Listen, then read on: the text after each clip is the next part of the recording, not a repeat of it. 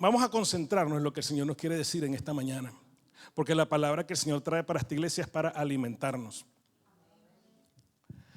Todos los hijos de Dios le hemos entregado nuestras vidas a Jesucristo, teniendo una necesidad.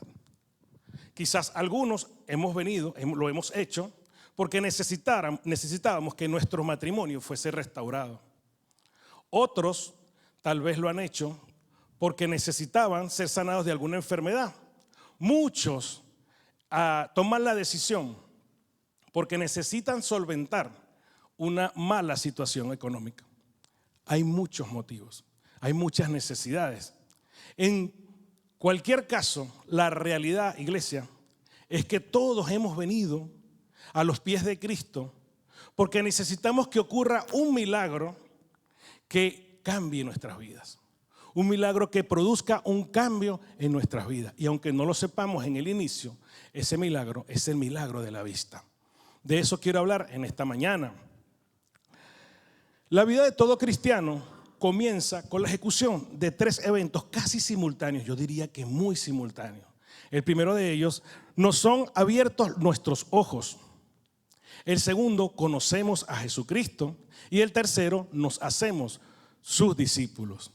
Vamos a hablar del primero de ellos. Se nos abren los ojos. Hace 2 semanas, el Señor nos estuvo hablando de un hombre que había nacido ciego. ¿Cuántos se acuerdan de esta palabra? Los que se acuerdan o los que la escucharon, bien sea presencialmente o por las redes, por el YouTube que está publicada, nunca la vamos a borrar, la pueden volver a oír si no la han oído. Para los que lo recordamos, el Señor Jesús escupió en tierra, hizo lodo y le puso en los ojos a aquel hombre que había sido ciego de nacimiento. Y le dijo, ve y lávate, ve al Siloé y lávate. El hombre fue y vio. De regreso, los vecinos y los que sabían que él había estado ciego, le hicieron una pregunta. Le preguntaron, ¿cómo fueron abiertos los ojos? ¿Tú te acuerdas cómo están abiertos tus ojos? ¿Tienes los ojos abiertos en este momento? ¿O te estás durmiendo? ¿Cómo fueron abiertos los ojos? Y ahora vemos en el texto que leímos anteriormente que los fariseos le vuelven a hacer la misma pregunta. Le dicen, ¿cómo has recibido la vista? Y el hombre, nuevamente vemos un personaje que va a dar testimonio de lo que pasó en su vida y lo hace de una manera, como lo dijimos la otra vez, concisa y precisa. En el caso que le está diciendo a los fariseos, simplemente le dice lo que leímos. Me puso lodo sobre los ojos y me lavé y veo. Ya está, no se fue por las ramas. No dijo más nada. Me puso lodo sobre los ojos, me lavé y veo. Y este texto nos enseña que bien es cierto que todo milagro lo hace el Señor. Solamente Dios puede hacer milagros. Porque ¿qué es un milagro? Un milagro es un evento excepcional, algo que el hombre no puede hacer. Solamente la mano poderosa de Dios puede hacer los milagros. Que seamos usados para ello es otra cosa. El milagro lo va a hacer el Señor. Pero sí hay algo que nosotros tenemos que hacer. Si el Señor hace todo, nosotros hacemos esto, algo pequeño. Hay un pequeño porcentaje que tenemos que hacer para que el milagro ocurra. Vamos a hablar de lo que hace el Señor. Fíjense que el hombre dijo, me puso lodo sobre los ojos. Tanto a los fariseos como a los vecinos de hace 2 semanas, el hombre le da una respuesta comenzando a hablar primeramente ¿de quién? De Jesús. A los vecinos de hace 2 semanas les dijo, aquel hombre llamado Jesús. Y a los fariseos le dice, me puso lodo sobre los ojos. ¿Quién me puso lodo? Jesús. El testimonio que el hombre empieza a dar lo hace poniendo en primer lugar al Señor. Y la pregunta era, ¿cómo te abrieron los ojos? En las 2 oportunidades era un cómo. El hombre nunca respondió cómo. ¿Saben por qué? Porque el cómo va referido al poder sobrenatural de Jesús. Y aquel hombre apenas estaba conociendo ese poder. Apenas recién estaba conociendo el poder de Jesús. Él no respondió el cómo. Todos nosotros todos los hijos de Dios hemos tenido un encuentro con Jesucristo. Amén. Y en el momento que hemos tenido ese encuentro con Jesucristo, también tenemos un testimonio que contar acerca de esa maravillosa experiencia. Cada uno de nosotros sabe cuándo fue, dónde fue y los eventos que sucedieron ese día. ¿Cuántos lo recuerdan? Si no lo recuerdas, yo te digo lo que te dije la otra vez. Pídele al Señor que lo traiga a tu memoria, que seguramente lo va a traer. Cada uno tiene su propio testimonio y son testimonios diferentes. Pero hay algo que los testimonios de cada uno de nosotros tienen en común. ¿Sabes qué es? Que se nos abrieron los ojos. El Señor te abrió los ojos a ti y me abrió los ojos a mí. Ahora bien, ¿cómo lo hizo? Yo no sé. Yo no sé cómo Él me abrió los ojos a mí. Lo que sé es que lo hizo. Es que me abrió los ojos. Dios sabe cómo hace las cosas.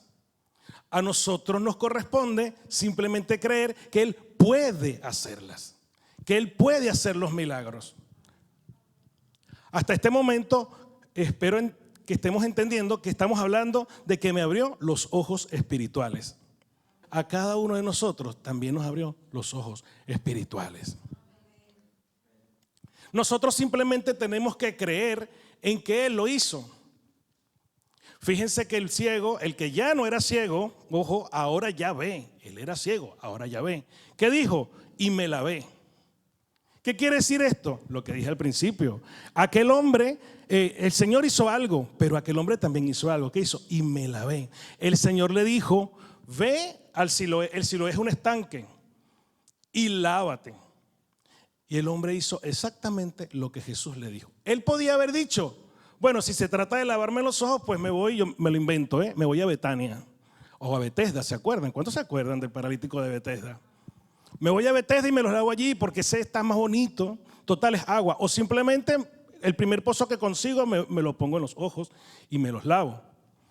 Pero el Señor le dijo, ve al Siloé. El Señor te dijo, ve a la iglesia y escucha la palabra. No te dijo, ve a otro lugar y escucha la palabra. Ve al Siloé. El hombre ejecutó exactamente lo que dijo el Señor. ¿Y qué dijo finalmente? Me lavé. Y me lavé. Se lavó los ojos. Hermanos, cuando el Señor habla, cuando el Señor nos pide que hagamos algo, tenemos que hacer bajo la voluntad, las cosas bajo la voluntad de Dios. ¿Qué estaba haciendo el hombre realmente? ¿Lavándose la cara? No, estaba obedeciendo al Señor. ¿Qué debemos hacer todos nosotros? Lo mismo. Obedecer al Señor, porque ya nos dio la vista espiritual, ya nos puso los ojos espirituales para que viéramos lo que Él nos está diciendo que hagamos. O sea, que no hay excusa, porque he dicho al principio que cada uno de nosotros recibió ese milagro, le fueron abiertos los ojos. Tenemos la vista espiritual para ver lo que el Señor nos manda a hacer. ¿Qué me dijo el Señor? Ve a Génesis. Y yo le dije a mi esposa, no quiero ir, no quiero ir. Y yo sentía miedo de venir aquí. Y el Señor me dijo, ve a Génesis, ve a Génesis. Para eso tengo los ojos espirituales. Es que yo no voy a poder con eso, Señor. Ve a Génesis. Porque no eres tú el que lo va a hacer, es el Señor. Porque nosotros simplemente tenemos que ver y darle la gloria al Señor. Para eso es la vista espiritual. Ver lo que Él hace, lo que va a hacer y darle la gloria a Él. Y entender que no somos nosotros los que los hacemos. Si alguien se convierte, no es por mí. Es por el Espíritu Santo. ¿Y qué fue lo que hizo? ¿Qué fue lo que sucedió entonces? El hombre le dice que se lavó y vi, y veo, mejor dicho, y ve, no dijo vi, veo. O sea que está hablando en presente, seguía viendo. Ahora bien, como leímos en el texto, los fariseos no creían que aquel hombre había sido sanado por Jesucristo. Intentaban contradecirle porque, como ya sabemos todo lo que hemos estudiado en el libro de Juan, los fariseos querían matar a Jesús y ellos no creían que Jesús lo hubiese sanado. Un poco contradictorio porque ellos no creían que los había sanado. Sin embargo, van y le preguntan a los padres de aquel hombre y le preguntan si ese hombre había sido ciego y tal, y lo que leímos. Los fariseos querían intimidar a aquel hombre contradiciéndolo, pero además cuando le preguntan a los padres, ¿cómo respondieron los padres? Con miedo. Si yo tengo un hijo y mi hijo está enfermo y yo lo llevo al médico, seguro me voy a aprender el nombre del médico, seguro.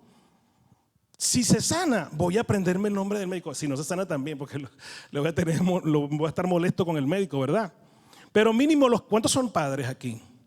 Los que somos padres sabemos lo que vale un hijo y yo quiero que mi hijo siempre esté sano. Si yo lo llevo al médico, yo sé a qué médico lo voy a llevar. Probablemente cuando pedimos la cita nos dicen fulanito de tal. Nosotros lo llevamos, no conocemos al médico, pero después que lo sana sabemos el nombre del médico. Se nos puede olvidar después, pero en el momento lo sabemos. Los padres dijeron, no sabemos ni siquiera el nombre del que lo sanó. Pero la misma palabra que leímos dice que ellos tenían miedo de que los echaran de la sinagoga.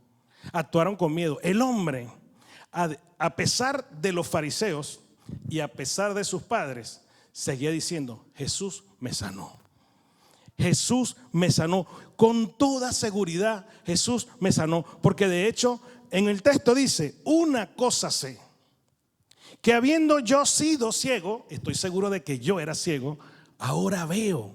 Estoy seguro de dos cosas, que yo era ciego y ahora veo. ¿Cuántos aquí están seguros de que algún día eran ciegos? Yo era ciego. ¿Cuántos están seguros de que ahora ven? Ahora veo, dijo el ciego. ¿Y qué le daba esa seguridad que el ciego? Aquel hombre, porque repito, no es ciego ya más. Él, a pesar de que los fariseos le contradecían, él no tuvo miedo de los fariseos, no se dejó intimidar. Y a pesar de que sus padres sintieron miedo, quizás él podía unirse a sus padres. A lo mejor, la Biblia no lo dice, los padres podrían decirle, oye, no digas nada. Yo probablemente le diría a un hijo mío, oye, calla, nos van a sacar de la sinagoga, no digas nada. Aquel hombre estaba seguro de que había sido sanado. ¿Qué le daba la seguridad? Simplemente que ahora veía, hermanos. Iglesia, el hombre estaba seguro de que ahora veía. Nadie podía contradecirle de que él ahora veía. Aunque los fariseos no le creyeran, él sabía que antes era ciego y que ahora veía. ¿Cuántos aquí están seguros de que ahora ven? Vuelvo a preguntar. ¿Sabes por qué es importante tener la seguridad de que tú tienes la vista espiritual? Porque voy a leer un versículo que todos nos lo debemos saber. Está en Hebreos 11:1. ¿Qué dice? Dice, la fe es la certeza de lo que se espera, la convicción de lo que no se ve, de lo que no se ve con estos ojos. Se ve con los ojos espirituales. ¿Por qué tenemos que estar seguros de que tenemos una vista espiritual? Porque eso potencia, fortalece nuestra fe. Eso nos ayuda a caminar en fe. Una persona puede ser ciega físicamente, pero si sus ojos espirituales están abiertos, va a caminar en fe. Yo no sé si ustedes se han topado alguna vez con un ciego en la calle. En la calle yo he visto ciegos que van con su bastón y es impresionante cómo se mueven. Supongo que tendrán mucho tiempo caminando así. Se mueven como si vieran. Algo deben tener que los guía. Nosotros tenemos algo, el Espíritu Santo. El Espíritu Santo nos guía. Y nuestra vista espiritual ve al Espíritu Santo y le sigue. Nosotros tenemos que estar seguros de que nosotros tenemos la vista espiritual. ¿Sabes por qué? Porque esa es la manera de movernos en el mundo espiritual. Voy a ir a más. El Señor es sobrenatural. ¿Cuántos creen en eso? Dios es sobrenatural. Para nosotros podernos mover en las cosas de Dios, tenemos que ver en el mundo sobrenatural, no en el mundo físico. En el mundo físico nos estamos preparando ahora mismo. Necesitamos leer la palabra con los ojos físicos, pero también con la vista espiritual. Porque al leer la palabra, eso lo vamos a hablar más adelante. El segundo evento que dijimos que ocurrió cuando nosotros entregamos nuestra vida a Jesucristo, ¿cuál fue? Que conocemos a Jesús. Imagínense, aquel hombre era ciego. Jesús le puso lodo en los ojos y él no vio a Jesús. Fue y no vio a Jesús. Regresó y no vio a Jesús. Aquel hombre tenía la vista física. Pero hasta ese momento este señor no sabía que Jesús era su Salvador. ¿Cuántos aquí saben que Jesús es su Salvador? Una vez que nosotros entregamos nuestra vida a Jesús, el evento que ocurre, se nos abren los ojos y conocemos a Jesús. Antes de eso, conocíamos a Jesús. Muchos conocíamos a Jesús. ¿Cómo? De oídas. Aquel hombre dijo, cuando le preguntaron los vecinos, dijo, aquel hombre llamado Jesús, ¿cómo él sabía que se llamaba Jesús? ¿Cómo ese ciego sabía? Porque en ese momento ya había sido sanado, pero cuando era ciego, cuando Jesús le estaba poniéndolo, él sabía que se llamaba Jesús. ¿Cómo lo sabía? Quizá alguien había hablado de Jesús, había oído hablar de sus milagros, de la palabra que predicaba, etcétera, etcétera, etcétera. Tú y yo, antes de llegar a los pies de Cristo, también éramos ciegos espiritualmente. Pero hubo alguien que te habló de la palabra, alguien que te dijo quién era Jesús. Tus padres te pudieron haber enseñado de Jesús, un familiar, un amigo. Puede ser incluso que ninguno de tu familia te haya dicho nada, ni ningún amigo, pero ibas por la calle andando y oíste a alguien predicando acerca de Jesús. Hoy en día, con la tecnología, es muy probable que te hayas conectado a las redes y hayas oído hablar de Jesús, porque hay montones de personas hablando de nuestro Señor Jesucristo. También hay personas falsas que están hablando de Jesucristo, pero hay personas que hablan la verdad. Entonces probablemente tú oíste hablar de Jesucristo. Tengo una buena noticia, Mateo 24:14. ¿Qué dice? Lo voy a leer, apúntate la cita. Toda la humanidad tendrá la oportunidad de oír el evangelio del reino de Dios antes de la segunda venida de Cristo. Gloria a Dios. Toda la humanidad, dice el texto. Y si tú eres un humano, tú estás incluido en ese grupo. ¿Alguien aquí no es humano? ¿Alguien aquí no se considera una persona? Porque si no eres humano no estarás incluido, pero si eres humano estás incluido en eso. ¿Y qué dice de toda la humanidad? Oirá el evangelio de Jesucristo, el evangelio del reino. O sea, oirás hablar de Jesucristo, porque si tú oyes del evangelio pero no oyes de Jesús, no estás oyendo un evangelio correcto. Estás oyendo el evangelio de Juan, de Pedro, de Felipe, de lo que sea. Las iglesias se tienen que encargar de predicar el evangelio de Jesucristo, de más nadie. Si tú llegaste a los pies de Cristo es porque alguna vez oíste hablar de Él, de oídas. ¿Se acuerdan? Como Job, de oídas te había oído y luego fue que lo conoció. Pues a este ciego le pasó similarmente. Pasó toda su vida ciego. De oídas había oído hablar del Señor. Ahora lo va a conocer. Eso lo vamos a ver. Pero la buena noticia que dije nos garantiza que un día todos oímos hablar de Jesús. Cada persona tomará la decisión si sigue o no sigue a Jesús. Y un día lo vamos a conocer como nuestro Salvador y como nuestro Señor, como cada uno de nosotros ya lo conoce, como su Salvador y como nuestro Señor. Amén, hermanos. Si tú conoces a Jesucristo, tienes que decir amén. Si Él es tu Salvador, tienes que decir amén. Si Él es tu Señor, tienes que decir amén. Ahora bien, aunque no lo creas, cada uno de nosotros hemos conocido a Jesús sanador. Aquel hombre no sabía que Jesús era su Salvador, pero sí conocía que era su sanador. Fíjense, como leí anteriormente, él dice: yo solo sé que antes no veía y ahora veo. O sea, eso quiere decir, yo sé que soy sano y que el que me sanó fue Jesús. Y en el texto, en el versículo 17, los fariseos le dicen: ¿qué dices tú del que te abrió los ojos? Esta pregunta es un poco para analizar. ¿Qué dices tú del que te abrió los ojos? Ellos no creían que le había abierto los ojos. Sin embargo, mira la pregunta que le hacen. ¿Qué dices tú del que te abrió los ojos? O sea que de cierta manera ya ellos estaban convencidos de que ese hombre estaba convencido de que Jesús le había abierto los ojos. La pregunta puede haber sido formulada así, si queremos hablar irónicamente. ¿Qué dices tú del que supuestamente te abrió los ojos? Los fariseos no le están haciendo la pregunta de esa manera. Le están diciendo del que te abrió los ojos. Y aquel hombre responde: es un profeta. Aquel hombre no conocía a Jesús. Pero este texto me dice, cuando él habla de que es un profeta, o mejor dicho, podemos ver que hay un crecimiento en aquel hombre en cuanto al conocimiento de Jesús. Primero sabía que se llamaba Jesús, ahora por lo menos dice, es un profeta. ¿Por qué dijo que era un profeta?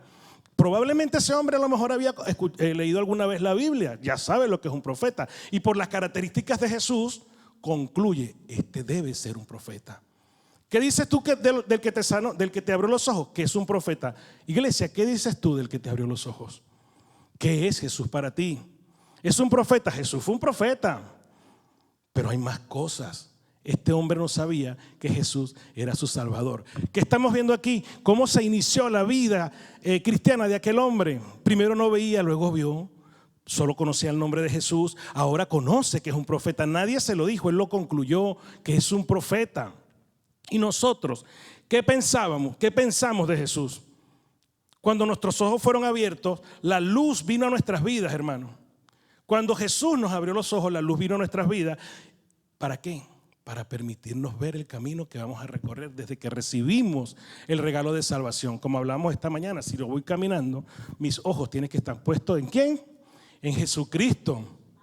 La vista espiritual nos fue dada para que nosotros veamos a Jesucristo. Voy más allá, para que veamos la cruz. Porque yo no puedo ver la cruz sin ver a Jesucristo, y yo no puedo ver a Jesucristo sin ver la cruz. Van siempre juntos. ¿Sabes por qué? Porque la cruz representa o es el lugar donde Jesucristo dio la vida por ti y dio la vida por mí. ¿Qué más conoció aquel hombre acerca de Jesús? Conoció a Jesús poderoso. ¿Cuántos creen que Jesús tiene poder?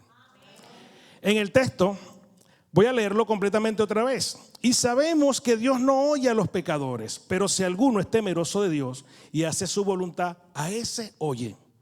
Desde el principio no se ha oído decir que alguno abriese los ojos a uno que nació ciego. Si éste no viniera de Dios, nada podría hacer. Si éste no viniera de Dios, nada podría hacer. ¿A quién le está diciendo este hombre eso? A los fariseos, porque le dijeron que Jesús era un pecador. Él dijo, si es pecador yo no sé, pero yo sé que me sanó. Y él mismo empieza a hacer sus conclusiones. ¿Se están dando cuenta? El hombre comenzó, esto que ellos le estaban haciendo, los fariseos le estaban haciendo al hombre, lo ayudó a meditar en quién era Jesús. ¿Qué dice el hombre? Dios no oye a los pecadores, por lo tanto Jesús no es un pecador. ¿Sabes por qué? Dice el hombre, no es un pecador. Dios no oye, porque Dios no oye a los pecadores. Si él fuera un pecador, Dios no lo hubiese traído para que me sanara. Este hombre viene de Dios, porque si no viniese de Dios, nada podría hacer. Y la voluntad de Dios era que aquel hombre tuviese la vista. La voluntad de Dios es que tú y yo tengamos la vista espiritual.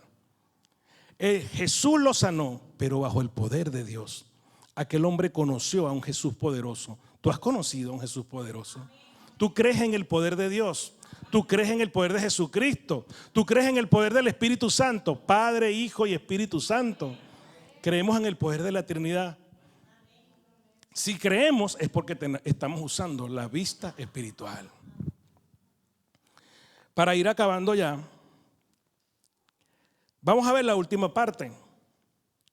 ¿Cuál es el último evento del cual hablamos que se daba cuando nosotros entregamos nuestra vida a Jesucristo? Nos hacemos sus discípulos. Fíjense que aquel hombre, cuando habla con los fariseos, le dice, ¿por qué me preguntáis de nuevo? ¿Por qué tengo que repetírselo?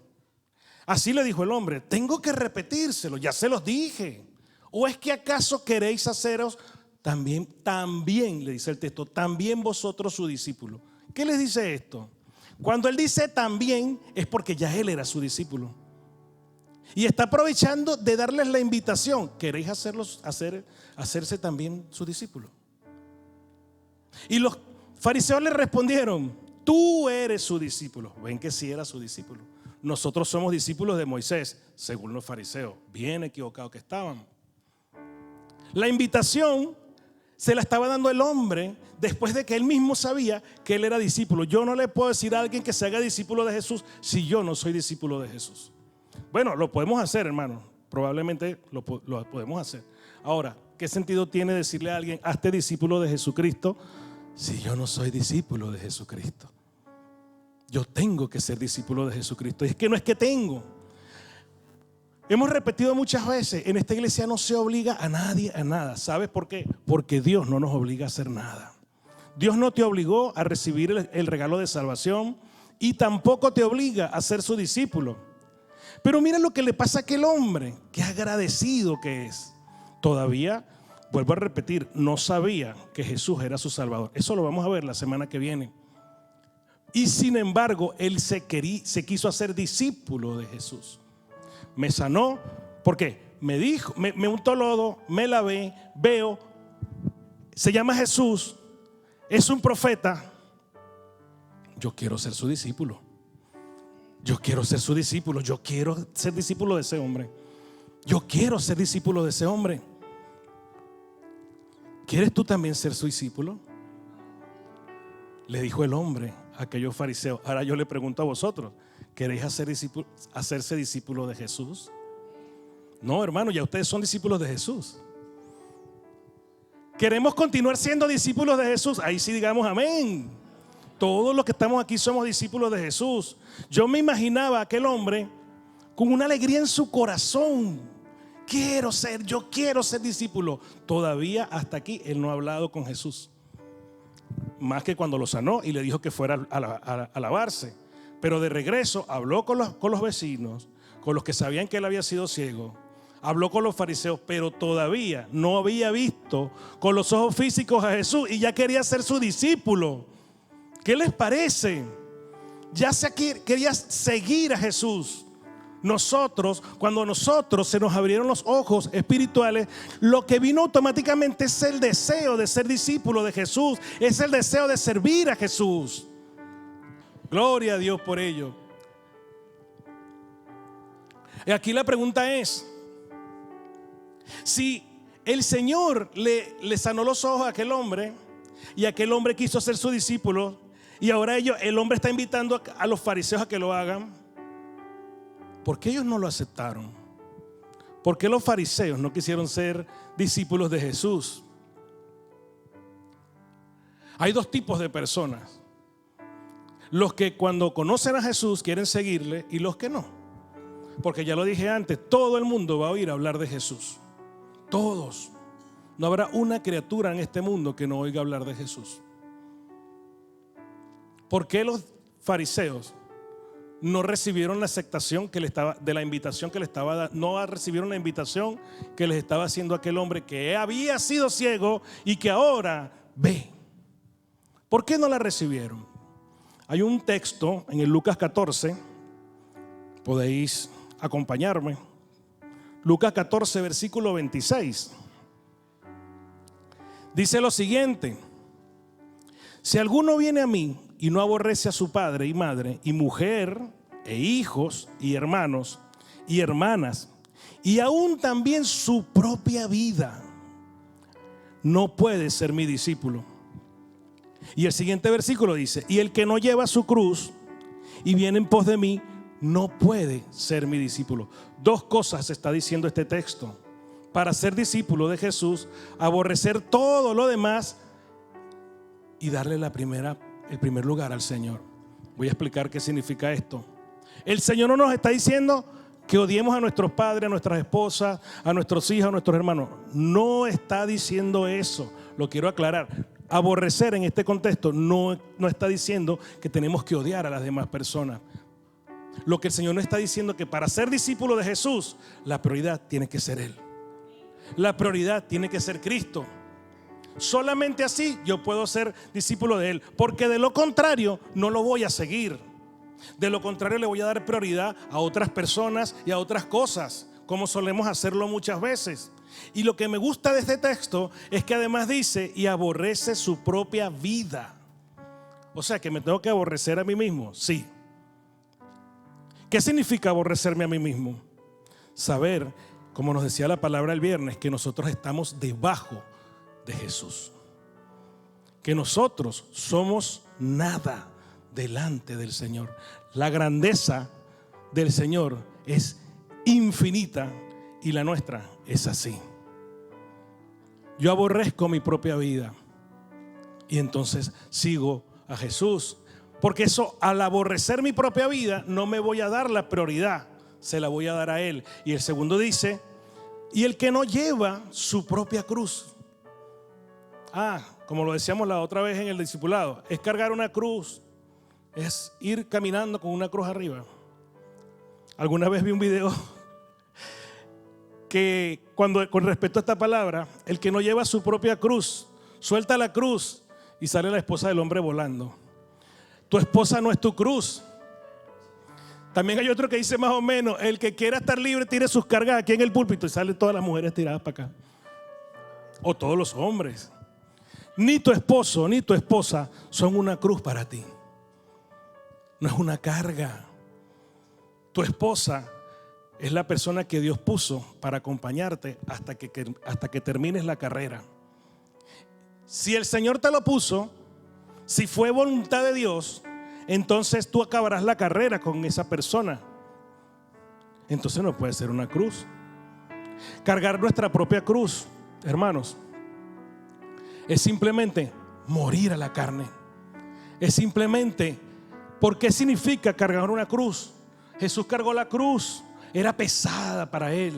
Esa cruz no la vas a cargar nunca tú, ni yo, ni nadie en este mundo. Solamente Jesús pudo hacer ese sacrificio. Pero tú sí tienes una cruz, la cruz que te lleva la carne. Es morir a la carne, a los deseos, a las pasiones desenfrenadas que tiene nuestra carne. Si yo quiero hacer algo por mi carne, yo muero a eso, yo digo que no. Eso es negarnos a nosotros mismos y cargar nuestra cruz. Los fariseos no estaban dispuestos a hacer eso. Los fariseos ni siquiera querían a Jesús. Los fariseos en todo momento lo que hicieron fue perseguir al Señor. Hace poco hablábamos con unas personas y hablábamos de las relaciones. De las relaciones, amistades, de todo tipo de relaciones. Hay relaciones que edifican y hay relaciones que perjudican. Cuando nosotros recibimos el milagro de la vista, la gente lo nota. Porque nosotros recibimos la salvación y en ese momento recibimos la vista y la gente lo nota. La gente va a ver que tú eres diferente. Tus amigos, tus familiares, tus hermanos de sangre. Y en ese grupo de personas que te está observando, hay varios tipos de ellos. Probablemente te pregunten: oye, tú estás raro, tú ahora has cambiado, eres diferente. Tú antes eras mentiroso, ahora no dices mentiras. ¿Qué pasó? A lo mejor no te preguntan. Yo no sé si te pasó eso. A lo mejor no te preguntan. Pero algunos de ellos van a venir a hacerlo o van a comentar por curiosidad. Oye, ¿qué fue lo que te pasó?